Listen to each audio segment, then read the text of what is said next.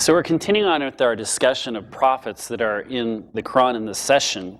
And so far we've been looking at, in the past session, two examples of the biblical themes and the prophets that are mentioned within the Quran, but some really important information that is missing from them. And so we're continuing on with our third point here, that finally, though it mentions the person of Jesus, it does not even remotely allude to his atoning work as the one great sacrifice of all time to reconcile men to God.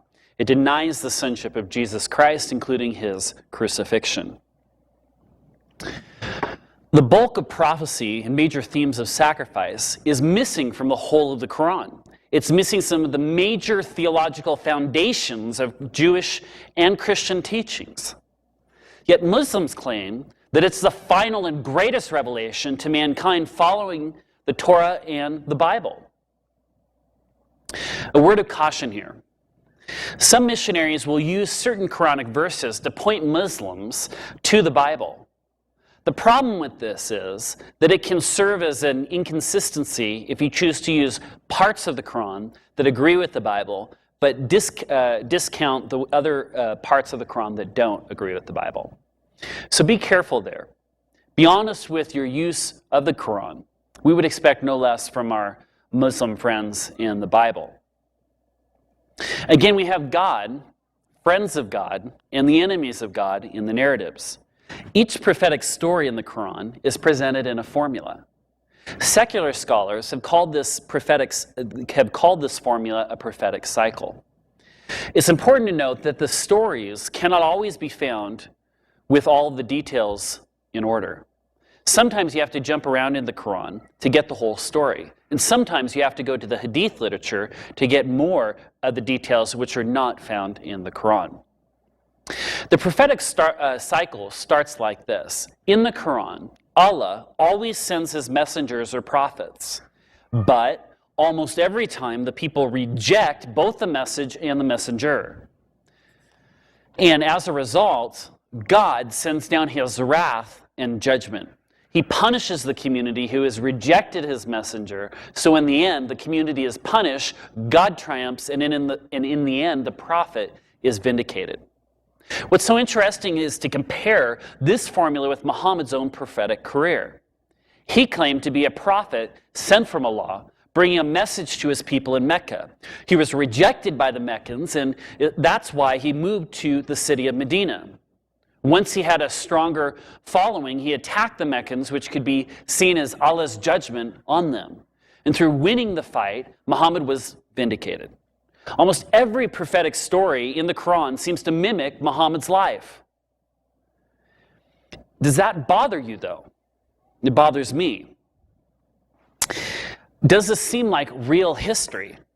Some have suggested that the Quran takes the names of the Bible prophets and makes them all look like Muhammad. And that way, Muhammad's own career is frequently pictured in terms of this fictional plot. Combined with this constant narrative element in the Quran is a reworking of the Abrahamic tradition in the light of Muhammad. Abraham, who predates Judaism and Christianity, is seen as the follower of the true faith. He is called a Hanifiya. Muhammad then comes and revives his true religion of Abraham in pagan Mecca. It's there in Mecca where we mentioned the traditions say that Abraham had built the Kaaba. So we see Muhammad presented in this line of these prophets. Now, I presented here what appears to be clear themes in the Quran. But the themes are not so clear from the Quran alone. We actually see these themes come from the Islamic sources and traditions, what is called the Asbab al-Nuzul literature. Asbab al-Nuzul means, for this reason, this verse was revealed. This statement is a literary tool used by the authors of Islamic sources to explain the meaning of the verses in the Quran, which you and I cannot understand in its context. Here's an example. In Surah 2, Ayah 119, we read, quote, "Indeed we sent you with this, the truth as a bringer of good tidings and as a warner. You will not be questioned or do not ask about the inhabitants of hell." End quote. Now, within the chapter where we find this verse, it's not clear what it means. There is no reference exactly as to who the inhabitants of hell are. But the verse does beg the question, who are the inhabitants of hell? Well, to find the answer, we have to go to Islamic traditions and look at why this verse was revealed. But two different interpretations of this verse and contradictory versions of this verse are presented. For example, one tradition quotes that the prophet was asking about the Jews, and the verse was revealed to him, "You will not question or ask about the inhabitants of hell." So obviously that refers to the Jews. But in another second tradition, the way it's interpreted was that the prophet said one day, "If only I knew what happened to my parents." So this verse was revealed to him, "Do not ask about the inhabitants of hell." And that's what al-Waqidi said, a very early interpreter of the Quran. Now, the Quran is supposed to be absolutely clear to the reader. But obviously, if you go from one commentary to the next and they disagree about who's burning in hell, then that can be very confusing. In that sense, it's not clear at all. I want to dig deeper into Muslim beliefs about the Quran. We've looked at how the Quran was revealed and formed into a book. We've heard a little about how Muslims view the Quran as perfect, and also what the main themes in the Quran are. But what else do they believe? Well, the Quran is regarded by Muslims as more than just a book. Muslim Quran scholars preserve these traditions about the Quran. First, they hold that it is pre-existent. As we mentioned earlier, it's written on stone tablets in heaven. The closest example we have to this doctrine in Christianity is that of the pre-existence of Christ. Jesus is the Word of God and has existed forever at the right hand of God in heaven. In Islam, the Quran is the Word of Allah and has existed forever on stone tablets in heaven. Second, they believe that it intercedes for those who read it on the Day of Judgment. Thirdly, some Muslims believe that it heals sicknesses. And finally, some Muslims believe it can release people from the guilt of sin. Certain surahs and verses are singled out as having powers of sorts. And Surah 3 is said to witness on the Day of Judgment for those who read it. Other surahs are said to provide the protection by angels. And some surahs cause the presence of God to ascend upon the reader. The Quran is being translated and published in one of the largest publishing houses in the world. It sits on 250,000 square meters in Saudi Arabia. It is said that it will produce over 193 million copies of the Quran and Muhammad's example, or Sunnah, by 2045. So you can see that Muslims highly revere their book and are hoping to spread it throughout the world. These beliefs make it quite understandable that there would be intricate rules regarding the handling of the Quran. Muslims highly esteem their holy book. They believe that no one else should touch the Quran unless they are also purified according to Islamic purity laws. One example of a purity law is that a menstruating woman must not touch the Quran because she is in a state of impurity.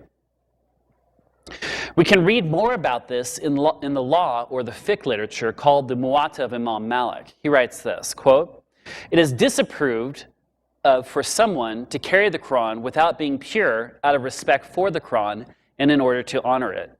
Surah 56, Ayah 79. Muslims often go through a series of ritual cleansings before they actually handle the Quran. This is called wudu, or washing. In this ritual, they may wash their hands and their arms, head, and wipe the feet. Muslims believe that the Quran is distinct and holier than any other book. And for that reason, they will not write in it. They do not write in the Quran like we may write with our Bibles. It's not to be added to or to be taken away from. Therefore, if you write in the book, then that can be seen as adding to the Quran. However, we will find some Muslims, especially in Pakistan or sometimes Indian or Asians, who will actually write in the book. If you go into their schools or their homes, they'll have small ledges as close to the roof as possible upon which the Quran is to be placed when it is not being read. This is because the Quran should obtain the highest place in the home. They will not let any other book lay on top of it. They will never let a Quran touch their feet. And for the same reason, they will never lay a Quran on the floor. Special wooden Quran stands are provided in mosques where the book is placed while the reader is sitting on the ground. So try and respect these concerns when handling a Quran around Muslims, and try and keep the Quran that you use when speaking with Muslims in good shape. Another long-held belief is that of the Ijaz al-Quran. And this is a theological doctrine, which means that the Quran is inimitable or miraculous. Ijaz appeared in the second half of the 9th century, and it was a technical term used for the inimitability or uniqueness of the Quran in content and form. The Encyclopedia of Islam is one of the most academic compilations of articles ever produced by hundreds and hundreds of scholars on Islam written over the last 60 years. This book explains the disputes and discussions over the Ijaz or the inimitability of the Quran, which took place between 750 AD and 1000 AD. So why is this question on the inimitability of the Quran being raised? Why are Muslims in the 7th and 10th centuries having to make claims that the Quran is miraculous and that there's no other book comparable to it? One answer is that a Christian named St. John of Damascus in the 8th century was asked a very important question. St. John would ask, how can Muhammad claim that he was a prophet? And what was Muhammad's miracle? Because to Christians at that time, it was well known that prophets must have done miracles. They usually foretell future events that God has revealed to them. So as a Christian, hearing about the Islamic religion, St. John was concerned about this. So two things made the uniqueness of the Quran crucial within Islam. Number one, first, the necessity to prove the mission of the Prophet Muhammad. And secondly, the necessity to secure an authority for Muslim doctrine, laws, and morals. These two needs to establish the authority of Islam could be met only by one, establishing the transcendental or miraculous character of the Quran, and two, creating a doctrine about the singularity or miraculousness of Muhammad. The reason he was a unique prophet is because the Quran was developed to be his miracle. The implication was that the supernatural nature of the revelation of the Quran was the primary justification for Muhammad's prophethood. In Surah 17, Ayah 90, we see the statement that if men or jinn or genies were to combine their efforts, they would be incapable of producing anything equaling as much as a single surah of the Quran. So Muslims believe their Quran has a superior, eloquent style. There are verses in the Quran which put out a challenge to anyone to produce a surah like it. Let me read you two of these verses. In Surah 10, Ayah 37 through 38, it reads this, quote, "And the Quran is not such as could ever be produced by other than Allah, Lord of heavens and the earth, but as a confirmation of revelation which was before it, such as the Torah and the Gospels, and a full explanation of the book wherein there is no doubt from the Lord of the Alameen, the mankind, jinns, and all that exists. Do they say, he, Muhammad, has forged it? Say, bring then a surah like it unto it, and call upon whomsoever you can besides Allah if you are truthful." End quote. In Surah 2, Ayah 23, it also reads, quote, "And if you are in doubt concerning that which we have sent down, the Quran, to our slave Muhammad, then produce a surah like it, and call your witnesses besides Allah, again, if you're truthful." So produce a surah like it if you believe that the Quran is inferior, is what they are saying. They believe that there is no other piece of literature that competes with the Quran. There's nothing else that can compete with the Quran in its style and its prose, in its ambiance, in its word choices, in its beauty, in its eloquence, and it is inimitable. That means it cannot be compared to by any other piece of literature. It's perfect. Now, you may have actually read the Quran. before in your own language, and many of you will say that it's not eloquent at all. One of the goals of this training is to get us as Christians to have an honest opinion about the book. And that's why I encourage all of you to read the Quran for yourselves. You should tell your Muslim friends what you honestly think of the book. If you fall asleep while you're reading Surah 2 because it just jumps around so much, say that. Stories never finish. A story begins and a new story begins. It leaves an awful lot for the imagination. The Quran already assumes that you know who the characters are and what the background is. You may also come to see that there's a repetition all the way through the book. But what Muslims will say is that, you need to read the Quran in its original language. If you read it in the Arabic language, and with Muslim commentators and commentaries and historical traditions, you'd not have these problems. You'll see its eloquence and its miraculous nature. Now, the answer to that's very simple. If it's only revealed in the Arabic language, and we have to read it in the language of Arabic, can this really claim to be a revelation universal for all mankind from God? Obviously not. Since only 3% of the total global population speaks Arabic, and only 18% of the total Muslim population in the world speaks Arabic, therefore this is only a revelation for the Arab people. It is only in the Arab language and only for them. But I tell my Muslim friends that my God is actually bigger than that. He's much bigger than that. The Bible has been translated many times into many languages because it is a universal message of salvation. And that's what I always tell them. And you can say that as well. You won't have any problem with that. But this idea of not producing a surah like it is a very strong argument because they believe that this is the miracle of Muhammad. And as we stated, he has no other miracle to prove his prophethood. And there were numbers of times throughout his lifetime where people would come to him and question his criterion. What was his authority for being a prophet? They would ask, what was his miracle he could provide? And he would say that all prophets must be able to prophesy, all prophets must be able to do miracles. What is yours? Show us right now. And when Muhammad would respond to them, that all of the prophets from before would prophesy and do miracles, yet you did not accept them. Don't expect me to do the same. So therefore, the Muslims are left with this dilemma. What is Muhammad's miracle? What is his prophecy?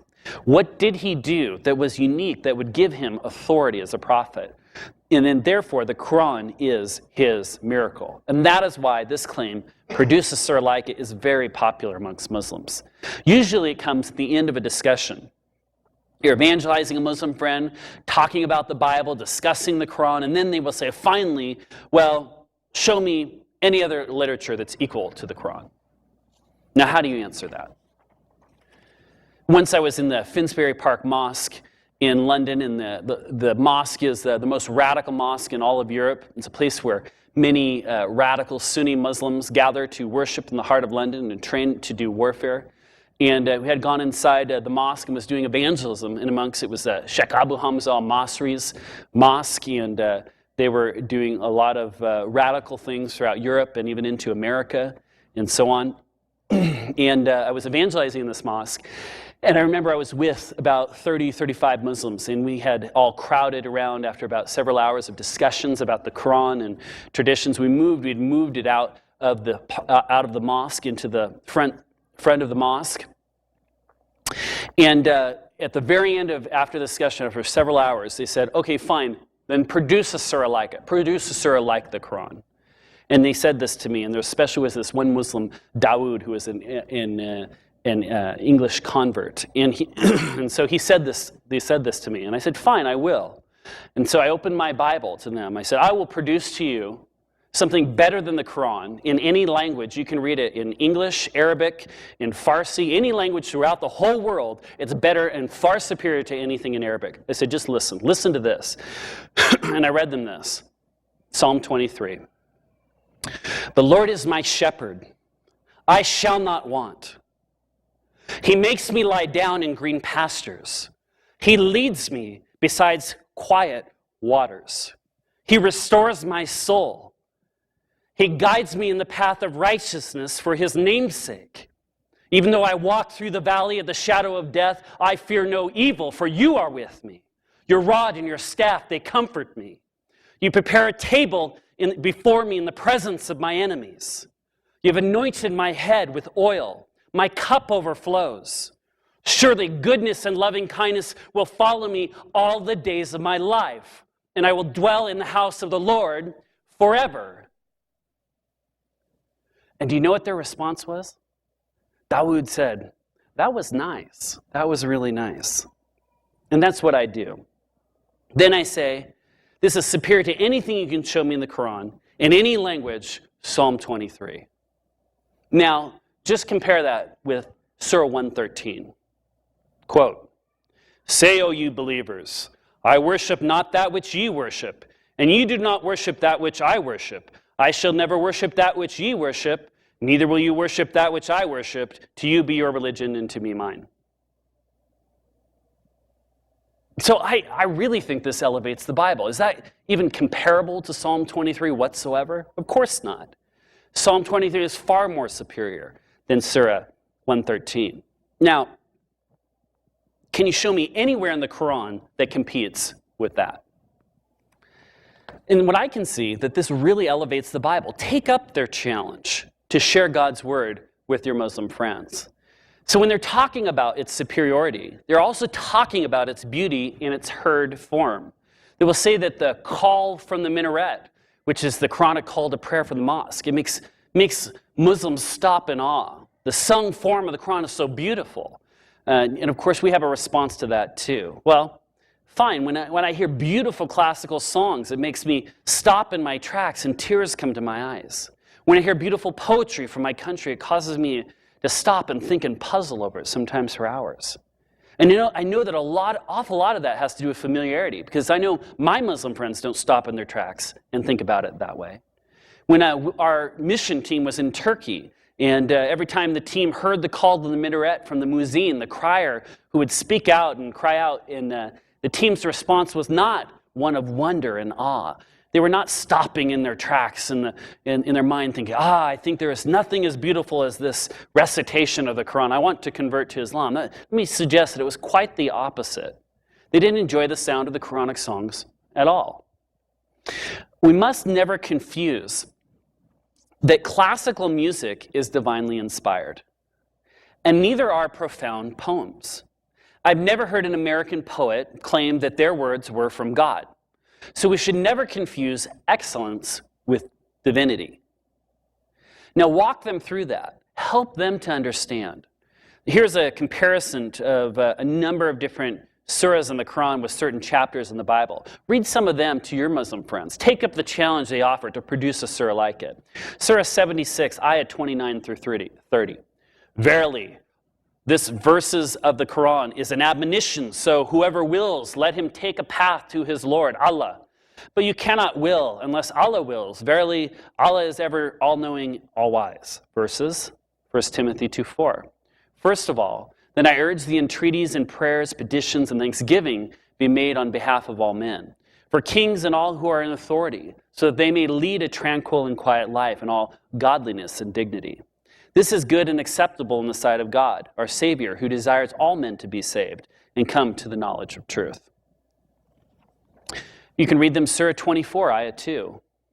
The woman and the man guilty of illegal sexual intercourse, flog each of them with 100 stripes. Let no pity be withhold you in their case, and a punishment is prescribed by Allah, if you believe in Allah and the last day. And let a party of the believers witness their punishment. This punishment is for unmarried persons guilty of the above crime, but if married persons commit it, the punishment is to stone them to death according to Allah's laws. Verses, John 8:4.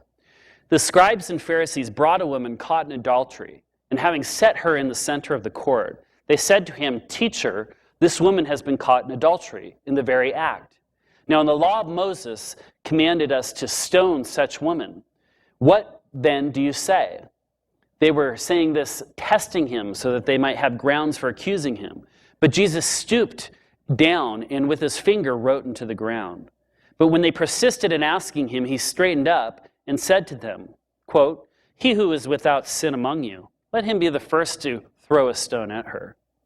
Again he stooped down and wrote into the ground. When they heard it, they began to go out one by one. beginning with the older ones, and he was left alone, and the woman where she was, in the center of the court. Straightening up, Jesus said to her, "Woman, where are they? Did no one condemn you?" She said, "No one, Lord." And Jesus said, "I do not condemn you either. Go from now on and sin no more."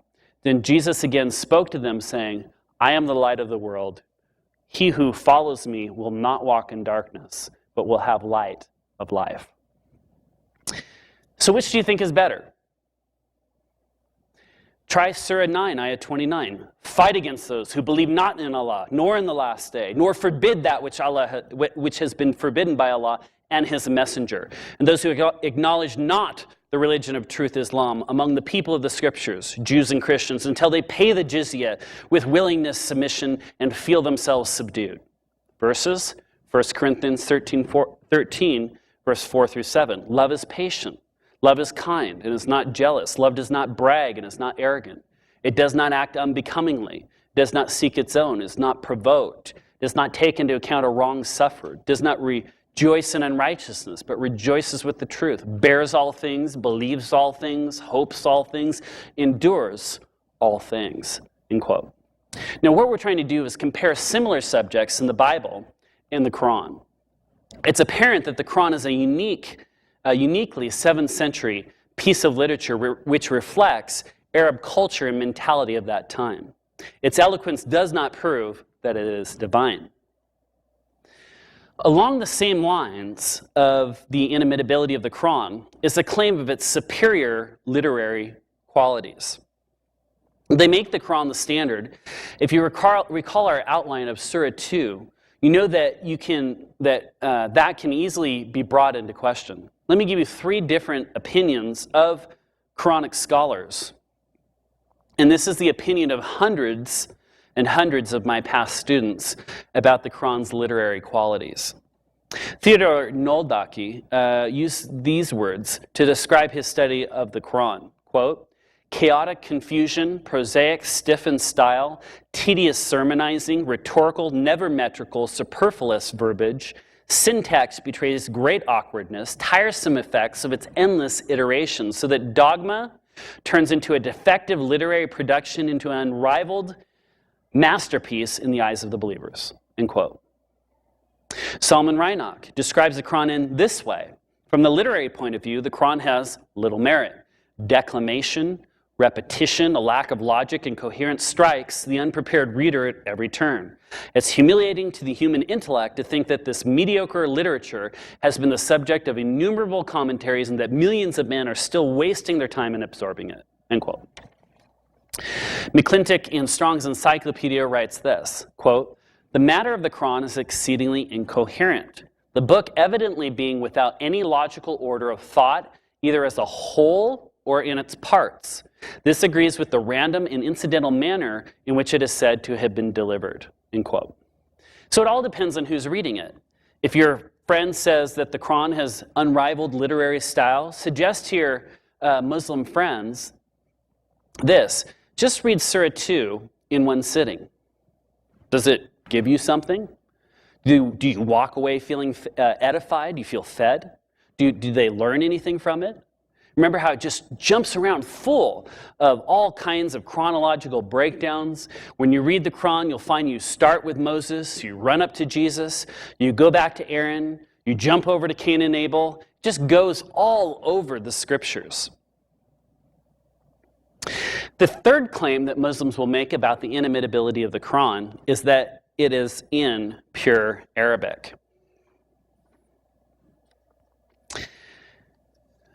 The next claim is that it's in pure Arabic. And Arabic is considered to be the language of heaven. If it's the language spoken in heaven, then it must be the oldest language. And that is what Muslims will claim. So this is one reason why the Quran is considered inimitable, because it does not have any corrupted words. It's written in this heavenly language, and let's look more closely at the language of the Quran. Languages in the world are split up into different groups. Through language studies, we learned that Arabic has a Semitic root. This means it actually comes from the same language group as the Hebrew language of the Bible. The written Arabic script derives ultimately from that of the Phoenician people. So Arabic has a history. It did not appear out of nowhere, but slowly evolved over time from Phoenician and Semitic languages. If Arabic evolved, then it cannot be the eternal language of heaven sent down. Another interesting fact is that at the time of Islam, the written form of Arabic was not actually fully developed. Their alphabet was developed in its consonants, but it lacked vowel markings. The way you know if a letter is a vowel or a consonant is by the dots that you place above or below the Arabic letters. The problem is that these dots didn't exist at the time of the Quran was being written. They were added much later. So in later copies of the Quran, we have these dots. But the problem is that if the dots are not clear or too far from the letters, you can't read what it's saying. So a great many variant readings are possible according to the way the dots are placed in the text. And you can look at some examples of this in the following way. The word razm is a word that describes consonantal texts or consonants that are actually in the text or actually in the Arabic. So in the razm, the consonants, for every word, there's actually 3 consonants. So depending upon if you dot a text, you can have different letters or different consonants that correspond to the words. So for example, you can have, if you have 1 dot above 1 letter, it could be a ba. If you have 2 dots above it, it could be a ta. If there's 3 dots under the same consonant, it could be a tha. If it's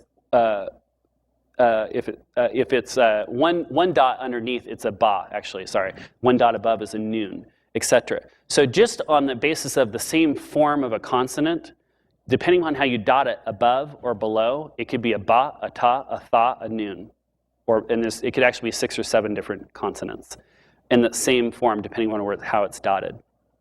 So if the consonants can be dotted differently and then therefore be different letters, then obviously if there is no dots in the early Arabic, then depending on how you dotted that later, could actually change what the word was in the Quranic text. So, for example, you could have the consonantal form of zanetum, and that could be dotted in one way, which means you have fornicated.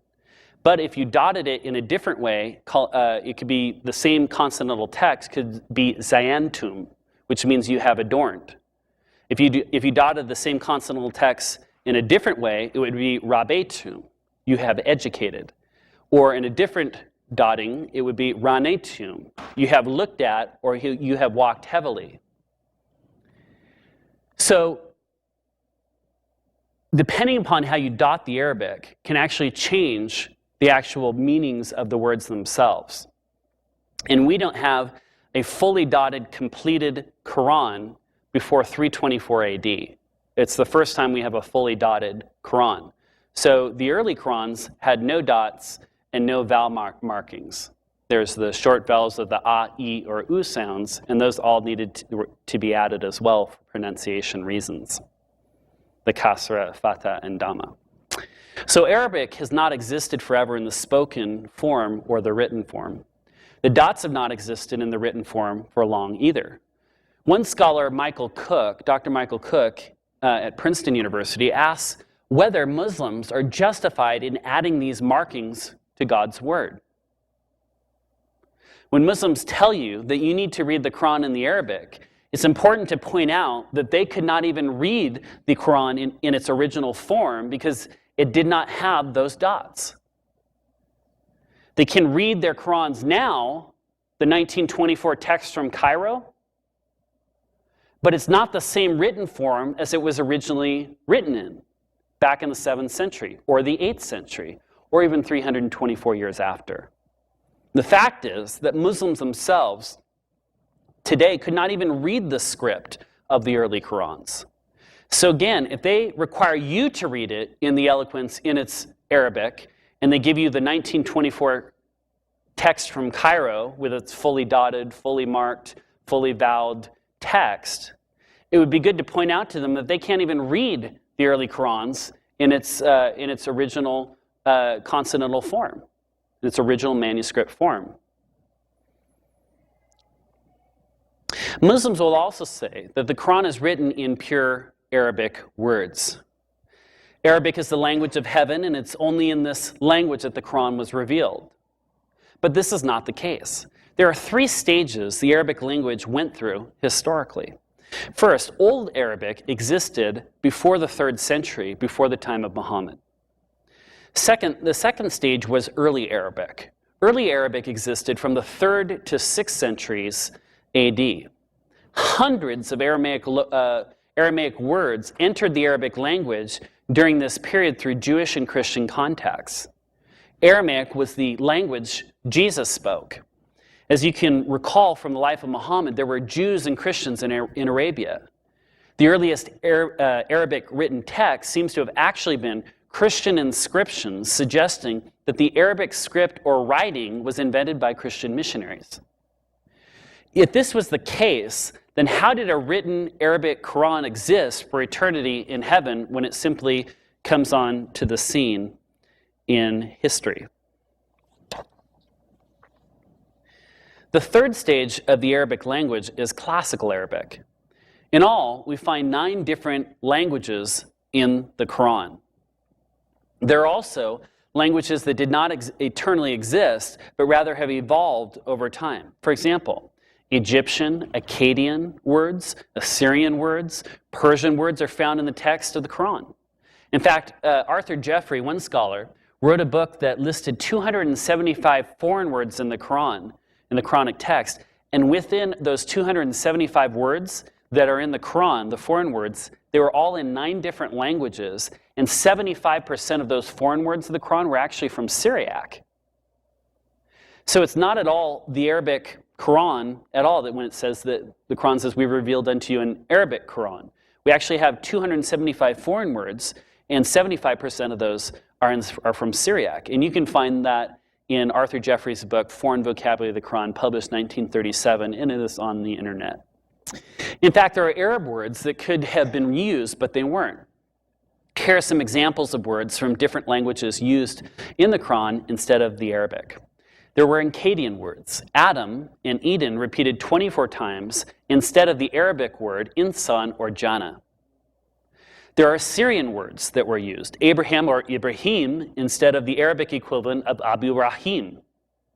There are Persian words, sirat, meaning path, instead of the Arabic equivalent word of al-tariq. How come they didn't use al-tariq? Instead, they used sirat. Or hur, meaning disciple, instead of the Arabic tilmith. Or firdas, meaning seventh, heaven, instead of the Arabic jannah. In this, a language that is this actually a language that is eternal? Some Islamic writers teach that Adam wrote 3 Arabic grammar books, Adam and Eve. And Adam wrote 3 Arabic grammar books. Is this true? Well, it seems not. There's no evidence that the Arabic of the Quran has existed throughout the entirety of human history. Also, saying that the Quran is written purely in Arabic cannot be justified. If Muslims want to say that it is pure Arabic and justify it, then they have to deal with all these Arabic origins and all these foreign vocabulary in the Quran. If Arabic has a history, if it is derived from a Semitic root, then how could it have eternally existed? If you place the language of the Quran within the confines of history, it falls to the ground because it cannot be eternal. It cannot be the eternal Arabic word of Allah. It just doesn't make any sense. But let's move away from the foreign vocabulary and look at another point, the difficulties with the Arabic itself. One scholar is working on the oldest Quranic manuscripts discovered. Gerard Puin is working on the manuscripts found in Sana'a, Yemen. He says, quote, "The Quran claims for itself that it is mubin, or clear, But if you look at it, you'll notice that every fifth sentence or so simply doesn't make any sense. The fact is that a fifth of the Quranic text is just incomprehensible. There is much in it that is not Arabic at all, both in terms of the vocabulary, the subject matter, and inspirations. Further sources of obscurities are not only the large number of foreign words, but the new meanings pressed into its service. End quote. Now, what the scholar is suggesting is that not only do the foreign words cause problems for the reader in understanding what the Quran says, but so does the Arabic. Even classical Muslim scholars themselves were aware of these difficulties and the obscurities of their text, their sacred text. Muslim scholars who studied the meanings of words, such as Aban ibn Tahib in 758 and Niftewab in 859, have written documents called, quote, the rare, strange expressions of the Quran. Muslim exegetes divide the words of the Quran into four types. One is khas. There are words used in a special sense. Two is collective or common words. Three is mushtarak. These are complex words that have several meanings. Four is mu'awal, which these are words that have several meanings, all of which are possible and thus require special explanation. Many of the sentences in the Quran have grammatical errors. One modern scholar, John Burton, wrote articles on this very issue called Grammatical Errors in the Quran. They're too complicated for us to discuss here, but it's important to understand that all this means is that the Arabic is not as perfect as it is claimed by Muslims. That's the point. And the Quran is not a clear or mubin as Muslims say it is. The sentences of the Quran are also divided into two types. First, there are the zahir, or the obvious sentences. These are where the meanings are obvious. Secondly, the second type of sentence are the khafi, or the sentences with hidden meanings. The Quran itself also admits that there are ambiguous passages whose meanings are known only to God. In Surah 2, Ayah 7, it says this, quote, "It is He who has revealed to you the book. Some of its verses are precise in meaning. They are the foundation of the book.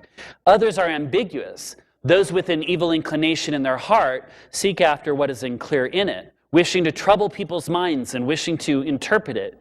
But no one but God knows its interpretation. Those who are firmly rooted in knowledge say, we believe in it, it is from our Lord." So even if the entire Quran was in Arabic, which it's not, we would still have major challenges in reading it.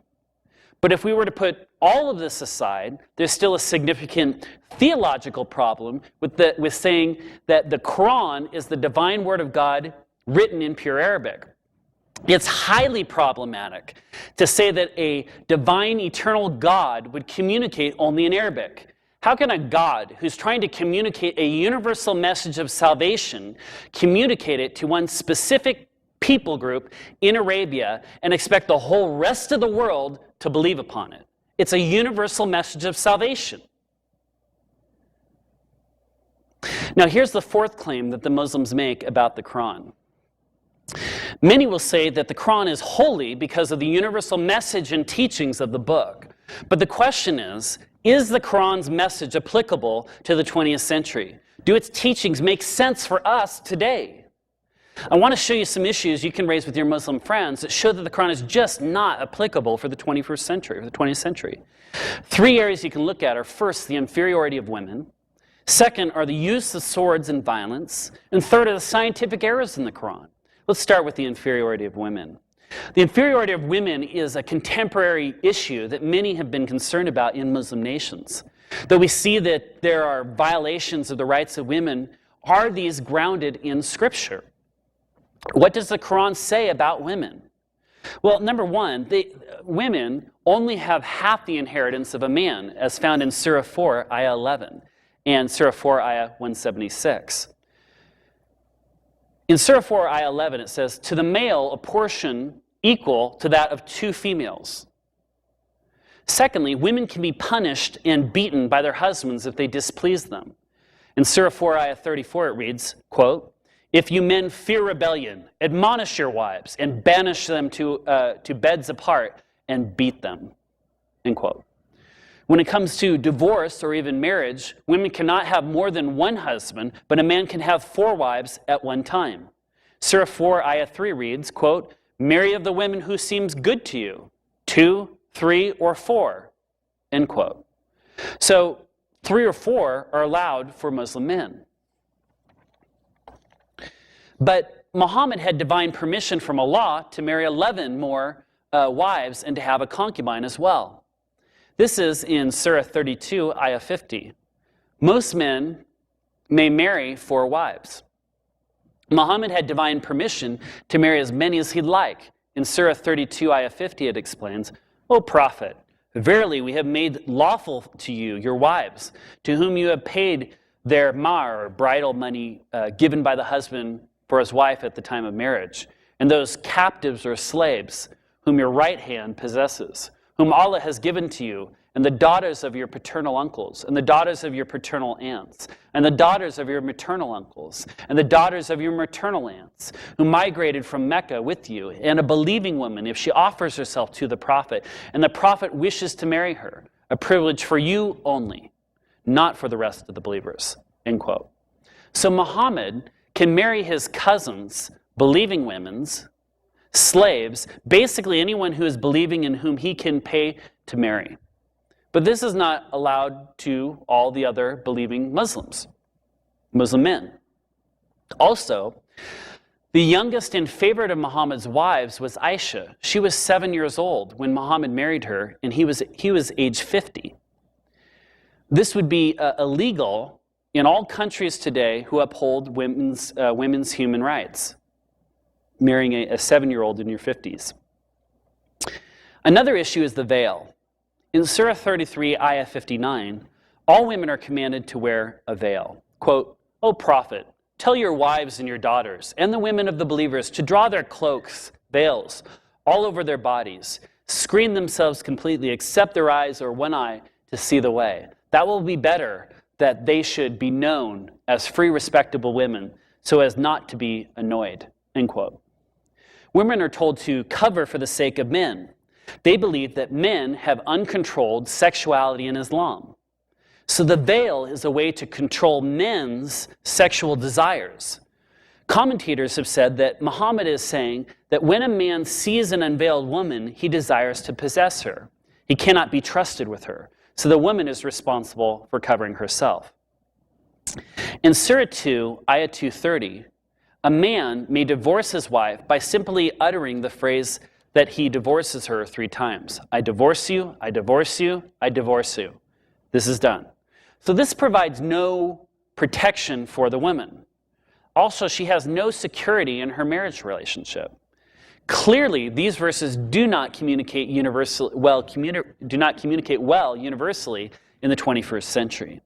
Many countries around the world have adopted human rights standards for women, making them equal to men in their freedoms. Domestic abuse, where a husband beats his wife, is illegal, and women are not held responsible for the sexual immorality of men.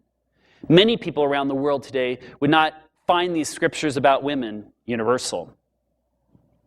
A second issue in the universality of the Quran is its view on peace and nonviolence. There's an enormous amount of violence you see in the Quran. This is a very important issue, especially in our world today. One of the main teachings of Islam is called the jihad. This word means fighting with religious significance. Now, Muslims will respond to this question, what about violence in the Quran? And this is what they'll say. They'll turn to Surah 256 and read, quote, "Let there be no compulsion in religion. Truth stands out clear from error." And they say, this is the verse that we should be looking at. Not all these sword verses of slay the pagans wherever you find them, or cut the hands off on the left and the right. Not these verses, but this verse, let there be no compulsion in religion. Or they respond and say that jihad, fighting with religious significance, is not violence. There are, in fact, 2 jihads. The lesser is fighting battles, and that is what Muhammad and his early followers did. But today, Muslims are fighting the greater jihad. And this is a spiritual battle which goes on within the believer as they strive to follow Allah's path. Is this right? Does the Quran teach a greater jihad, not a lesser violent one?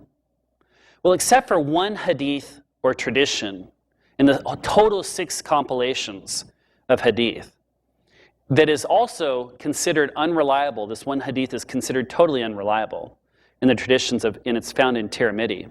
There is virtually no evidence whatsoever in the whole corpus of Muslim historical tradition in those early on to support a greater jihad concept of spiritual battles within in Islam. Instead, we have hundreds of historical and theological traditions supporting the concept of violent jihad, fighting and warfare. We can see this backed up by the teachings of the Quran. Surah 9:5, fight against those who believe not in Allah. The distinction we must know is that this is an abrogating verse, as we mentioned earlier. This verse cancels out the peace verses about there being no compulsion in religion. It's no longer applicable anymore. You don't even use that verse anymore. In fact, it cancels out more than 100 other peace verses because it was revealed after those verses. So at first there was peace and nonviolence in Mecca, then he hijras and migrates, and he's told to fight in the way of God. And he's revealed 164 of these sword verses. So this causes a major problem for those Muslims who claim that Islam is a religion of peace. Let's read through some more of these verses. Surah 47, Ayah 4. When you meet those who disbelieve, smite their necks, strike off their necks, and take them as captives. Surah 9:5. Kill the idolaters. Wherever you find them, capture them and besiege them. Lie in wait for them with every stratagem of war. Surah 2, Ayah 216. Jihad is ordained for you. Surah 8, Ayah 39, fight them until there is no more fitna or worshipping others besides Allah.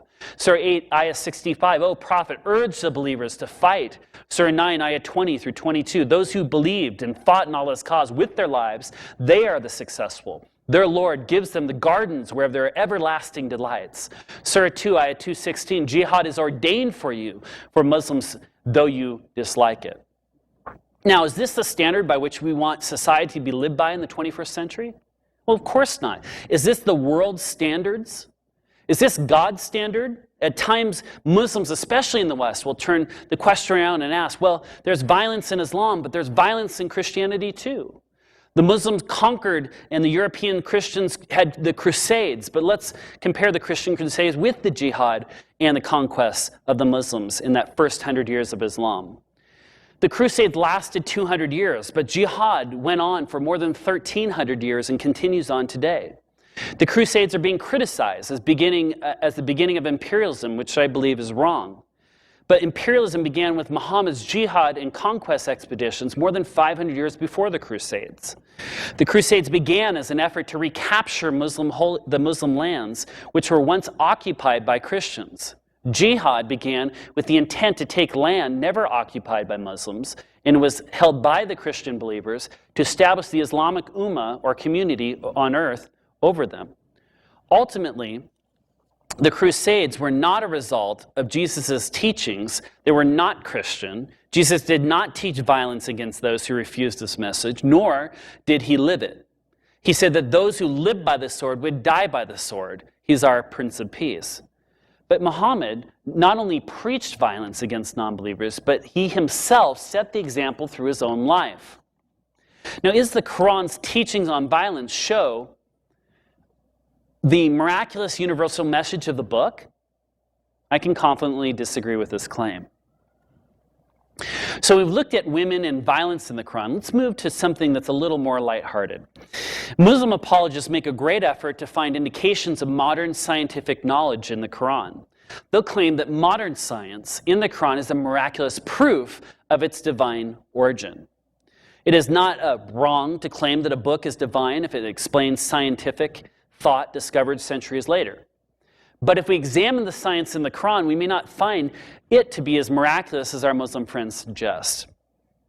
So the Quran, in the first example, talks about mountains.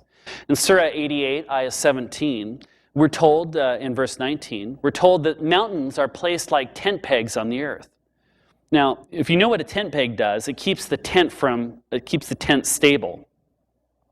It roots it to the ground. So the idea is that these mountains will serve as tent pegs which keep the earth from shaking. Elsewhere in the Quran, they're described as anchors to a ship. The mountains weigh down or anchor the earth to keep it from shaking. But anyone who has any knowledge of plate tectonics would know that this is in fact blatantly false. All the land on the earth is divided into these different plates. There are areas on the earth in which these plates collide and then they buckle and wrinkle and slide over one another. When these plates of land hit each other, they start forming mountains. An example of this kind of mountain formation is actually found in the Middle East. Arabia had migrated towards Iran, and as a result, the Zagros mountain range has been formed. So earthquakes actually form the mountains. The mountains do not prevent the earthquakes. And so mountains aren't put on the earth in order to keep the earth from shaking. That's not why they're there. They're not tent pegs. They're actually created from the buckling of the plates of the earth and actually are created from the shaking. So this is blatantly false. Secondly, meteorites. There are times we will see these amazing lights traveling through the sky. Some may call them falling stars or shooting stars. Scientists call them meteorites. The Quran provides an explanation for these meteors in the sky. In Surah 67, Ayah 5, it reads, quote, "And we have designed the lamps as a means of stoning the devils," end quote. You see, the jinn, or little devils, try to sneak up and try to hear what the heavenly council is discussing. In Surah 72, Ayah 8 through 9, a genie is speaking and says, quote, "And we pried into heaven, and we found it full of strong guards and meteors, and we used to sit near it, perched for hearing, but he who listens now will find a flaming fire in waiting for him," end quote. So according to the Quran, Allah throws meteors at jinn. What should we understand then from this when it says that God throws meteors at jinn unsuspecting? Meteors are made of carbon dioxide or iron nickel. So God throws these physical elements at non-material devils. And what are we to understand when the meteors come in showers as we see them traveling in beautiful paths through the sky, in parallel paths? Are we to understand that the devils are all lined up in rows at the same moment to receive their punishment? No, clearly this is not the case. So what we're looking at is this claim for inimitability, and as it relates to the scientific claims within the Quran. When we come back in our next session, we'll continue on with further oddities and errors in the Quran related to the science of the Quran and its inimitable claims.